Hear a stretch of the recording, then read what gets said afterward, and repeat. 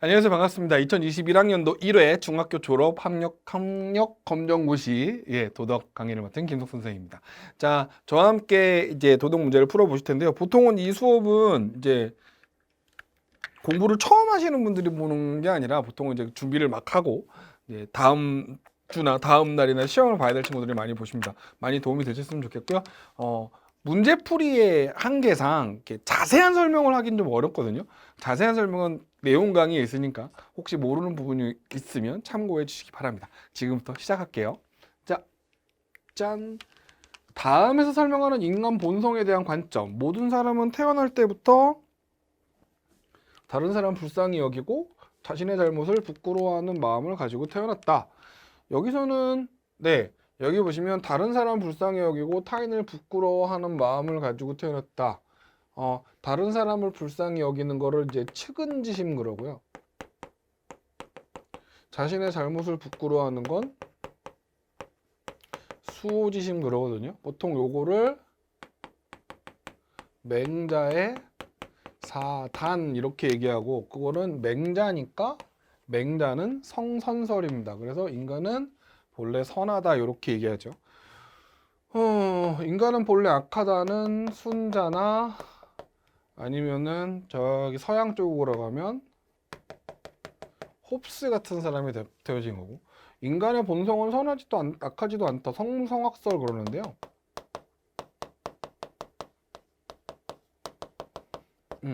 이거는 보통 이제 로크나 아니면은 이 동양 사상가 중에는 이제 맹자랑 한창 싸웠던 고자라는 분이 계십니다. 그 고자 아닙니다. 웃지 마세요. 네, 그렇습니다. 인간은 환경에 의해서 결정되고 환경 결정론이라 그러는데 이거는 이제 고대 사상가는 없고요. 자, 넘어가겠습니다. 답은 1번이고요. 다음에 설명하는 거, 도덕적 추론의 과정에서 어떤 사실이나 주장의 타당성, 정확성을 합리적으로 검토하는 사고. 자, 2번 같은 경우에는 우리가 이런 거를 비판적 사고 그러죠. 나머지는 다 해당 사항이 없어요. 독단적 사고라는 건 합리성과는 거리가 멀어요. 그러니까 자기 마음대로 결정하는 거죠. 어떤 논리적이거나, 예를 들면 누가 봐도 이게 맞는 건데 싫어, 난 이거 할 거야, 이게 독단적 사고고요. 수동적 사고는 누가 시켜서 하는 거고, 배타적 사고는 이게 밀어버리는 거죠. 난 쟤 싫은데? 얘를 골라야 되는 타당한 이유가 있으면 난 쟤 싫은걸? 이렇게 하는 게 배타적 사고입니다. 답은 4번이고요. 3번, 기억에 들어갈 단어로 적절하지 않은 거. 정신적인 가치인데 일단 우정 빼야죠. 돈 빼야죠. 봉사나 행복이나 우정은, 그러니까 정신적인 가치라는 게 뭡니까? 물질적으로 가장 간단하게 시작하면 돈으로 계산이 안 되는 가치가 정신적 가치잖아요. 근데 대놓고 돈 나왔으니까 당연 답이 1번이 답이 돈이죠. 봉사나 행복이나, 예를 들면 봉사 같은 거를 하면 되게 기쁨을 얻는 분들이 꽤 많아요. 생각보다 봉사활동을 하면 되게 뿌듯하거든요. 근데 어떤 사람은 이렇게 뭐 돈도 안 되는 걸 왜 해? 말씀드렸지만 정신적 가치라는 게 있는 거니까요. 자, 다음 보겠습니다. 4번, 다음에 설명하는 용어. 자신의 목표, 역할, 가치관 등을 통합적으로 이해하여 내가 누군지 일관되게, 여기서 포인트는 내가 누구인지를 인식하는 거예요. 4번. 내가 누구인지를 인식하는 거. 우린 이거를 자아 정체성 이렇게 이야기합니다. 내가 누군지. Who am I? 난 누구지? 보통 자아 정체성 이야기할 때 하는 이야기고요. 자, 나머지는 넘어갈게요. 나머지는 굳이 설명할 필요가 없는, 이 문제랑 좀 연결되면 제가 설명을 하겠는데 전혀 해당 사항이 없는 거라서. 자, 5번, 다음과 같은 갈등 해결 방법이래요. 얘들아, 서로 말도 안 하고 지낼 거야? 내가 자리를 마련할 테니까 함께 얘기해보는 거 어때? 우리가 보통 제3자가 나서서 하는 걸 조정이라고 하죠. 5번 같은 경우에 경쟁은 싸우는 거고요.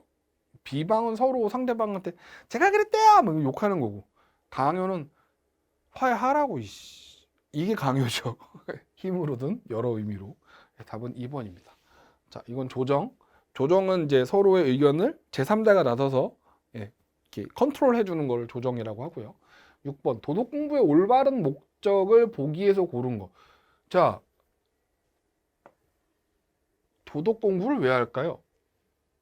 자, 도덕이라는 건 우리가 보통 옳고 그름을 구별하려고 도덕을 공부하는 겁니다. 그러니까 우리는 기본적으로 사람들이 사는 사회에서 옳다고 부르는 거, 선하다고 혹은 옳다고 부르는 것들은 우리가 해야 할 일들이고요. 잘못됐다, 악하다, 그르다라고 부르는 건 우리가 하면 안 되는 일들입니다. 그러니까 옳고 그름을 구분하기 위해서 뭐요? 도덕 공부를 하는 거죠. 그러니까 타율적인 사람이 되는 건 아니고요. 타율적인 사람이라는 건 누가 시키는 대로 하는 거고, 올바른 인격을 형성하기 위한 경제적 이익만을 추구하는 건 아니죠. 네. 여러분, 경제적 이익은 어떻게 보면 도덕적이지 않을 때 더 추구하기 쉬워요. 그러니까 예를 들면 사기를 친다든가, 뭐 거짓말을 한다든가, 예를 들면 과장 광고 이런 거 있잖아요. 그죠? 그러니까 우리가 보통 유사과학이라고 부르는 아이들이 있습니다. 그러니까 실제로 과학적으로 검증되지 않았는데 마치 과학적인 것처럼 설명하는 대표적인 이론들이 되게 많아요. 생각보다. 실제로 판매되는 상품들 중에도 이런 유사과학에 해당되는 상품들 생각보다 많습니다. 그런데 예를 들면 내가 돈을 벌려면 이런 거 하는 게 더 잘 되는 경우가 생각보다 많아요. 생각보다 이걸로 되게 진짜 돈을 잘 버는 사람들도 꽤 있고요. 당연히 올바르진 않겠죠. 바람직한 삶의 목적을 설정하기 위함이다. 답은 니은과 리을 되겠습니다. 준 니은과 리을 되겠습니다. 자, 넘어갈게요.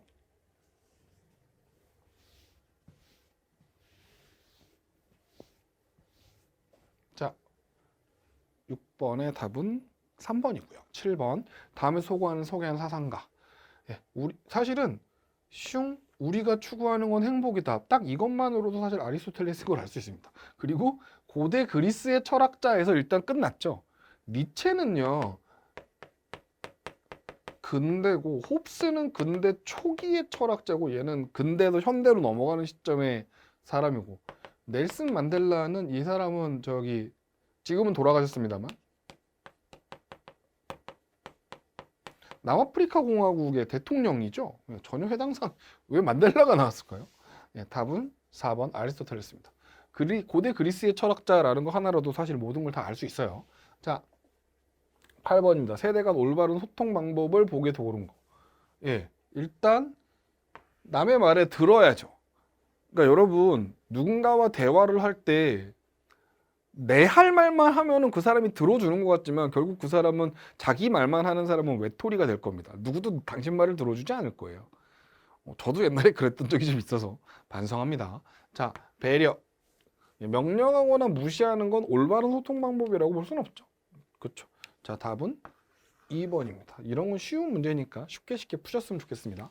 9번입니다. 사회적 약자를 지원하기 위한 방안으로 적절하지 않은 거. 자, 장애인 차별을 금지하는 법률 제정 요건 필요하고요. 저소득층을 위한 장학금 제도를 폐지한다고? 진짜? 예, 이거는 틀렸죠. 이주 노동자들에게 한국어 강좌를 주기적으로 제공한다. 이건 여러분 대단히 중요해요. 왜냐하면 외국 노동자들은 일단 우리말을 못하니까 사기 같은 거 되게 잘 당하거든요. 이런 걸 막기 위해서 일단 대화가 통하고 소통은 돼야죠. 그렇죠. 이런 거 필요하고요. 경제적으로 어려운 소외계층을 위해 생계비 지원, 이것도 필요합니다. 그러니까 진짜로 이 경제적으로 어려운 소외계층한테는 진짜 10만 원, 20만 원도 되게 소중하거든요. 진짜로. 예. 저도 옛날에 일이 꼬여갖고 막 일이 안 돼갖고 한 달에 100만 원도 못 벌 때 있었거든요. 그치, 진짜 돈 없으니까 슬프긴 하더라고요. 진짜 라면 하나를 3조각으로 쪼개서 막 그걸로 하루 먹고 뭐 이런 적도 있어요. 살은 왜 안 빠지는지 모르겠지만. 자, 10번입니다. 답은 9번의 답은 2번이고요. 10번.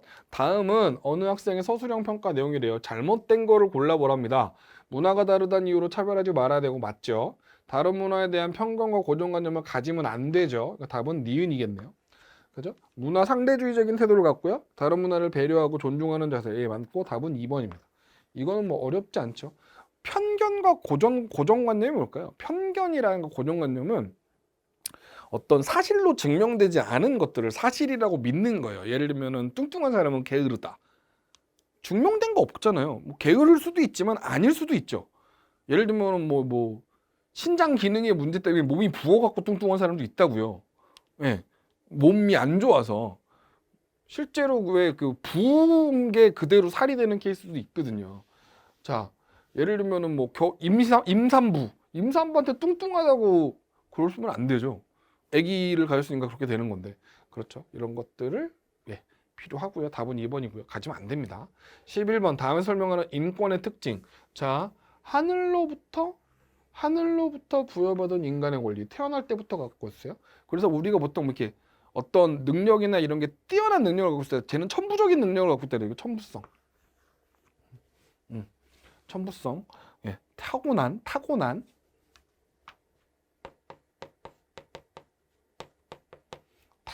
능력을 갖고 있는 거죠. 자, 오케이. 대단히 중요합니다. 자, 12번. 진정한 사랑을 실천하는 방법으로 적절한 거. 진정한 사랑을 실천하는 방법으로 적절한 거. 예, 자신의 욕망만을 채우면 진정한 사랑이라고 할 수가 없죠. 그쵸. 스토커도 사실 뭐가 달라요? 그러니까 자기는 사랑한다고 말하는데 상대방은 자기를 사랑하지 않는데 나만 사랑한다고 하면 그게 스토커죠. 서로에게 지나치게 집착해. 와우. 네. 여러분 집착은 끝이 안 좋습니다. 서로의 부족한 면을 채워주고 예. 상대방의 성공을 위해 무조건 희생한다. 이것도 사실은 별로 좋은 모습은 아니죠. 네. 서로의 부족한 면을 채워준다. 그러니까 이게 상대방에게 희생을 강요하는 것도 안 되고 내가 무조건 희생하는 것도 당연히 좋은 건 아니에요. 예. 서로 잘 얘기해야죠. 자, 답은 3번입니다. 13번 과학기술의 바람직한 활용 방안으로 적절한 것을 보기에서 고른 거. 과학기술의 여기 뭐라고? 바람직한 활용 방안. 물질 만듦새를 조장한다는 건 만든다는 뜻입니다. 물질 만듦주의를 막 와 하게 시켜요. 예, 이거 안 되죠. 그 다음에 미래 세대에 미칠 영향을 고려한다. 이거 필요하고요. 환경 오염과 생태계 파괴를 방치하면 안 되죠. 예, 방치한다는 건 내버려 두는 걸 얘기하는데 그거 당연히 안 됩니다. 인간 존중을 실천하는 방향으로 개발한다. 이게 답이죠. 답은 그래서 니은과 리을 3번 되겠네요. 자, 뿅 14번입니다. 세계화 시대에 우리는 어떤 자세를 지녀야 될까요? 자, 적절하지 않은 거요. 1번이 틀렸죠. 다른 문화를 무조건 수용하는 건 아닙니다. 일단 세계화라는 거 그러니까 이거를 좀 이해해 볼까요? 세계화는 뭐가 없는 거? 제 수업을 들으셨으면 알겠지만 세계화라는 건 경계가 사라진 거를 이야기합니다. 그러니까 여러 가지 이유로 경계가 있죠. 예를 들면 거리나 지형이나 뭐 이런 것들 때문에 경계가 있는데 뭐의 발달로 인해? 교통과 통신이 발달하면서 실제 거리가 줄은 건 아니지만 이 경계가 사라졌다고. 그러니까 예를 들면은 옛날에는 한번 가려면 막 60일 걸리는 거리를 이제 하루면 가. 아니면은 뭐 외국 사람하고 편지를 보내려면 정말 막 한 달 걸려서 왔다 갔다 하는데 지금은 저 가끔 카톡 하는데 미국에 사는 사람하고 실시간으로 카톡을 주고받아요. 이게 돼. 그러니까 이 통신의 발달은 뭘 없앴어요? 경계를 없앴죠. 자, 예를 들면 A마을과 B마을이 있는데 이렇게 산으로 막혀 있는데 이게 터널이 뚫렸다고 생각을 해보라고요. 경계가 사라지면 바로 무슨 일이 일어나는 줄 아세요? 교류가 일어납니다. 경계는 바로 교류가 이어지고 교류가 되면 자, 교류가 일어나면 당연하겠지만 비교가 생겨요. 그러니까 우리 거랑 다른 걸 뭐 하게 돼요? 비교하게 돼요. 그래서 이렇게 됩니다. 다시 교류의 문제. 그러니까 다른 외국 문화를 무조건 수용하는 게 아니라 비교해서 좋으면 받아들이는 거고 아니면 안 받아들여야죠. 그 다음에 개방적 다른 문화가 교류돼서 다른 사람께 올 수밖에 없는데 폐쇄적이면 안 되죠. 보편적 가치를 추구해야 되고 관심 가져야 되는 건 맞습니다만 무조건 수용하는 건 아닙니다. 자, 요 세계화의 개념은 나중에 수업에 잘 나와 있으니까 한번 잘 들어주세요. 자, 오케이. 15번 정의로운 국가가 추구하는 가치가 아닌 것. 여기 답 차별. 예, 15번의 답은 2번이고요. 차별이 뭘까요? 여러분, 제가 요거 중학교 검정고시, 중졸 검정고시 사회 파트에서 한번 언급했는데, 뭐라 그래야 되지?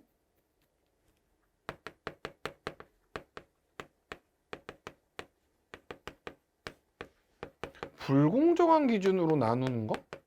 이게 차별이죠. 공정하지 못한 기준으로 나눠놓는 거, 이게 차별. 불공정한 기준이 뭘까?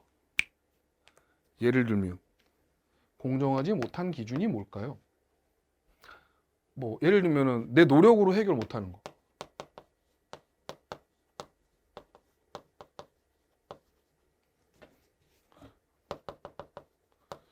노력으로 해결할 수 없는 거, 이거를 우리가 차별이라고 얘기하죠.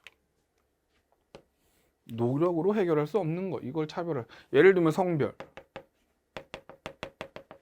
인종 같은 게 대표적인 거고, 해결 안 되는 거. 이런 건 우리가 정의로운 나라에서 추구하는 기준이 아니지. 그러니까 정의로운 국가의 가장 핵심적인 가치는요, 여러분, 공정함입니다. 공정성. 누구에게나 공정해야 돼요. 예를 들면 뭐 누구는 부자가 되고 누구는 가난할 수 있어요. 다만 그 과정이 뭐 해야 해요? 공정해야 해요. 누구는 부자고 누구는 가난할 수 있는데 그 과정이 뭐 해야 한다고요? 공정해야 됩니다. 자, 16번이요. 다음 사례에 해당하는 정보화 시대의 도덕적인 문제. 땡땡과 그 친구들은 나를 단체 대화방으로 초대 욕을 하며 괴롭혔대요. 허희. 네.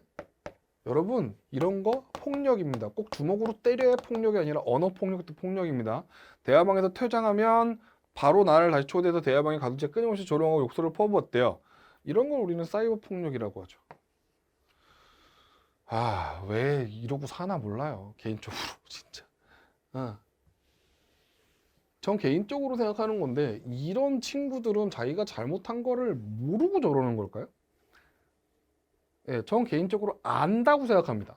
이게 잘못됐다는 거. 바보가 아니나. 알겠죠. 근데 예, 알면서도 하는 거예요. 전 그렇기 때문에 이런 나이가 어려도 이런 친구들은 그 나이에 걸맞는 처벌이 필요하다고 생각하는 입장입니다. 그러니까 예를 들면 저는 어릴 때 우리 어머니 주머니에서 500원짜리를 하나 훔쳐가지고 옛날에는 길을 돌아다니시면서 어묵을 파시는 할머니가 계셨거든요. 어묵을 되게 좋아해가지고 그걸 사서 신나게 먹었어요. 그걸 그리고 그 일 마치고 퇴근하고 오시던 우리 어머니가 딱 본 거죠. 얘가 돈이 없는데 갑자기 어디서 돈이 생겨서 어묵을 사 먹었나. 그래서 한창 신나게 먹고 엄마 주머니에서 500원짜리를 하나 해서 했다.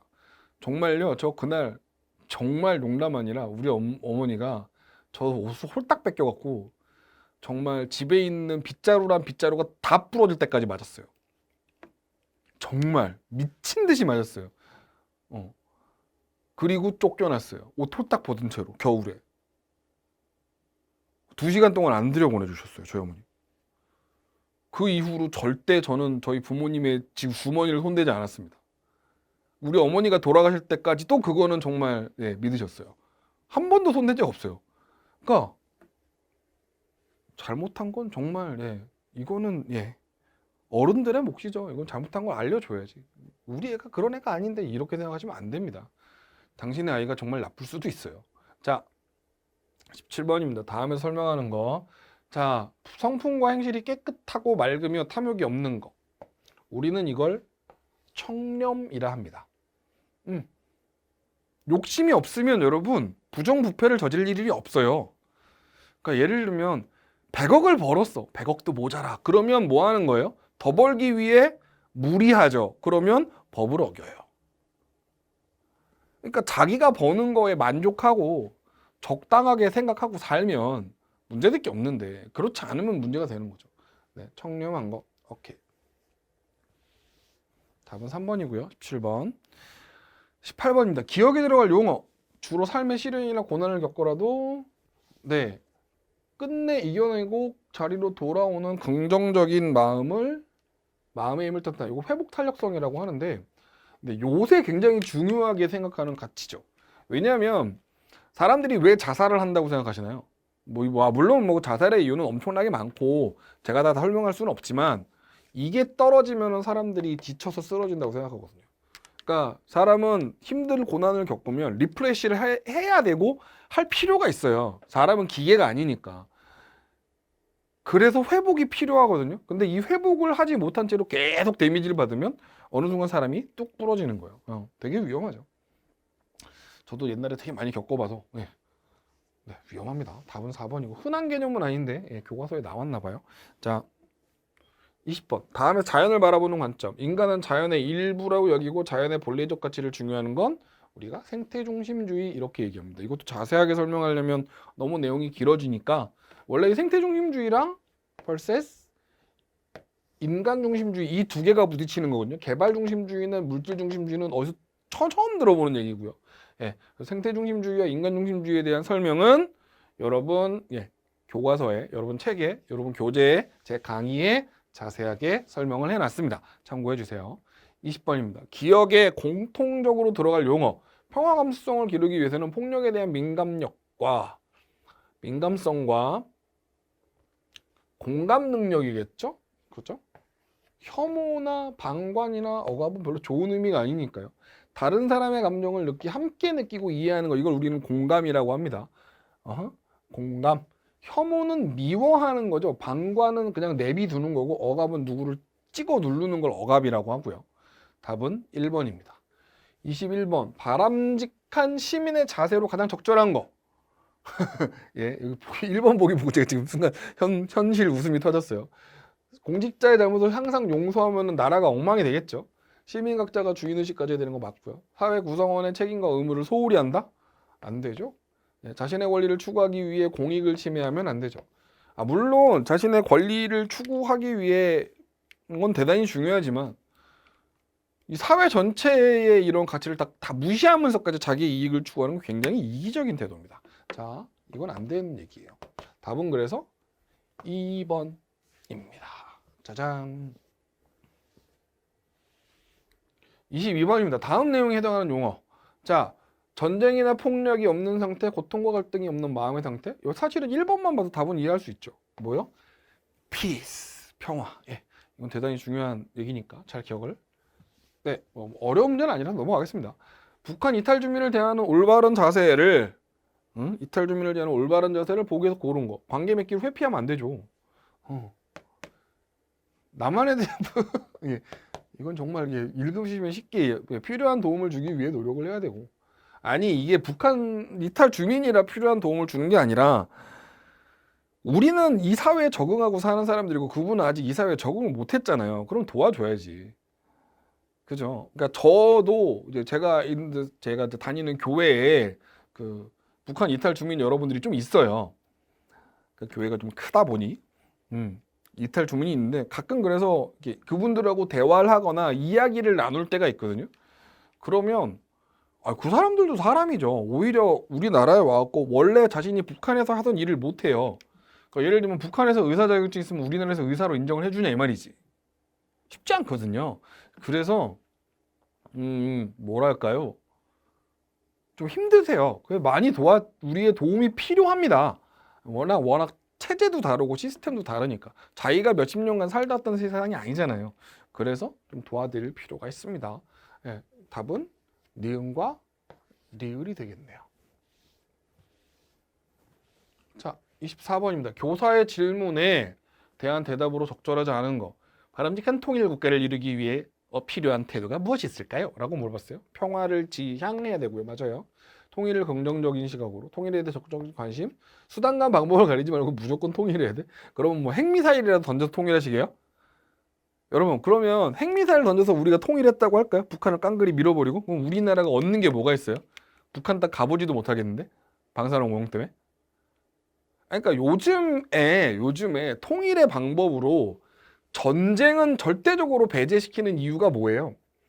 그러니까 북한하고 우리나라하고 전쟁을 하면 여러분, 보통 이제 국제 정치학에선 그 나라의 국력 차이가 5배 이상 차이가 나면 전쟁이 안 된다고 보통 이야기를 하거든요. 그러니까 국력 차이가 5배 이상이 나면, 그러니까 생산력 차이가 안 되니까. 그러니까 북한하고 우리나라하고 전쟁을 하면 전 개인적인 생각입니다만 우리나라가 이긴다고 생각합니다. 북한하고 전쟁을 했을 때 우리가 질 이유가 없어요. 우리나라의 경제력과 생산력이 너무 크기 때문에. 근데 단점은 전쟁을 했어. 다 부서지잖아요. 북한은 미사일이란 미사일 다 쏠 거고 우리도 쏠 거고, 그러면 북한하고 우리나라 다시 1950년대로 돌아가는 거예요. 우리가 아무리 부지런하다고 하더라도 1950년대로 돌아간 나라가 다시 회복하기는 쉽지 않죠. 예, 그게 문제입니다. 그래서 전쟁을 안 하려고 하는 거예요. 무조건적인 통일은 그러니까 안 되는 거죠. 전쟁을 하면요, 북한도 죽고 우리도 죽어요. 별로 바람직한 모습은 아닙니다. 가끔 이런 거 얘기하시는 분이 있던데 큰일 날, 전쟁을 안 겪어보질 않으니까 그렇게 무식하고 용감한 소리를 하는 거죠. 자, 25번 삶을 의미 있게 살아가기 위한 노력이 아니고 4번이죠. 사회적 관계 끊어? 단절하기는 끊는 건데 사회적 관계를 끊어요? 뭐 히코노모리로 살려는 건가요? 예, 이건 말이 안 됩니다. 답은 4번이에요. 예, 끊으면 안 되죠. 명확한 목표 필요하고요. 현재 삶에 충실하고 그 다음에 보람된 가치를 추구하고 이런 건 필요합니다. 답은 4번 되겠습니다. 자, 여기까지 해서 우리 이제 중학교 졸업 검정고시를 다 문제를 풀어봤습니다. 여러분에게 진짜 도움이 됐기를 바라고요. 저는 강의에서 또 여러분을 뵙도록 하겠습니다. 수고하셨고요. 나중에 또 뵙죠. 수고하셨습니다.